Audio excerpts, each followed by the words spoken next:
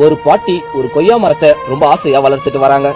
ஒரு நாள் அந்த பாட்டி இல்லாத நேரம் பார்த்து ஒரு சிறுவன் அந்த கொய்யா மரத்துல இருக்கிற கொய்யா பழங்களை பறிக்கலான்னு வரும்பொழுது அப்ப திடீர்னு அந்த பாட்டியும் அங்க வந்துடுறாங்க. அந்த பாட்டியை பார்த்த அந்த சிறுவனும் பயந்துகிட்டு ஓடுறான். இந்த மாதிரி நிறைய பசங்க அந்த மரத்துல இருக்கிற கொய்யா பழங்களை பறிக்கலான்னு வரும்பொழுது அந்த பாட்டியும் அந்த பசங்களை விரட்டி விட்டுக்கிட்டே இருப்பாங்க. இதனால ரொம்ப கோபமான அந்த பாட்டியும், நான் உள்ள போனா தானே நீங்க இப்படி பண்ணுவீங்க அப்படின்னு சொல்லி அந்த கொய்யா மரத்துக்கு கீழேயே பாதுகாப்பா உட்கார்ந்துடுறாங்க.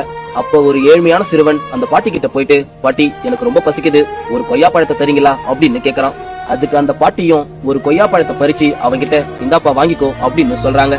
அப்ப அந்த சின்ன பையன் கேக்குறான், பாட்டி நான் ஒண்ணு சொன்னா தப்பா நினைச்சுக்க மாட்டீங்களே, இவ்வளவு கொய்யா பழங்கள் பழுத்து போய் அழுகி கீழே விழுந்து கிடக்குது, பேசாம இந்த கொய்யா பழங்களை அந்த பசங்களுக்காச்சும் கொடுத்துருக்கலாம்ல அப்படின்னு சொல்றான்.